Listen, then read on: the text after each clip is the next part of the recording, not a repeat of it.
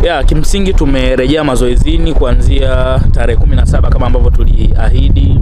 Timu yetu ilipata mapumziko ya almost siku 5 tangu tarehe 11 ambapo tulicheza mchezo wetu wa mwisho dhidi ya Kiruvia, mechi ya kombe la CRDB.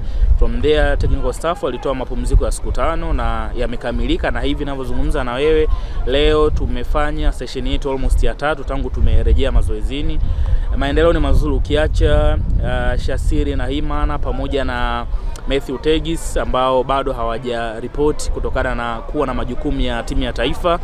Wachezaji wengi kwa asilimia kubwa wameendelea kuonekana mazoezini na wanaendelea kufanya kazi zao kama ilivyokuwa kawaida. Maandalizi haya yako kwenye maeneo mawili. Jambo la kwanza, tunajiandaa na mchezo wa kombe la CRDB, mchezo ambao utachezwa mnamo tarehe 29 pale mkoani Kigoma Lake Tanganyika kama hakutokuwa na mabadiliko yoyote. Lakini nje na hapo tunajiandaa na michezo ya ligi kuu Tanzania bara. Utakumbuka kwenye ratiba tunayo michezo 3 mfululizo ambayo itachezwa kwenye uwanja wetu wa nyumbani.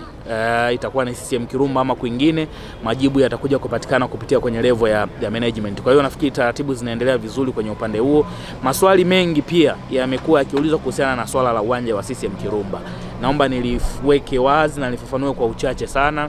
Management walipata taarifa kutoka kwa bodi ya ligi na walifanyia kazi kile ambacho walielekezwa na bodi ya ligi, na ndani ya hizi siku 2 mpaka 3 huenda tukapata mwongozo mwingine kutokea kwenye bodi, kwa maana bodi ya ligi, kwa sababu tulifanya vile ambavyo tuliambiwa na tuliwapa mrejesho wa kile ambacho tunakifanya. Kwa hiyo naamini kwenye hizo siku 2-3 watafanya ukaguzi na wataweza kutoa sasa jukumu ama tamko ya kile ambacho kinaendelea. Lakini kimsingi tuwashukuru bodi ya ligi, lengo lao ni kuhakikisha mpira unacheza kwenye hadhi na kwenye maeneo ambayo ni mazuri kwa maana ya pitch na usalama nje ya pitch. Kwa hiyo tumefuata hayo ambayo tumeambiwa, tumefuata vigezo vyote.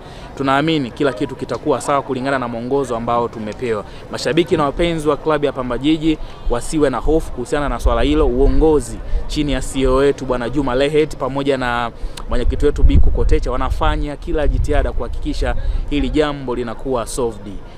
Nje ya hapo tuendelee kuisupport timu yetu, mazuri yanakuja kwenye klabu yetu. Mara zote nimekuwa nasema unyonge mwisho mzunguko wa kwanza.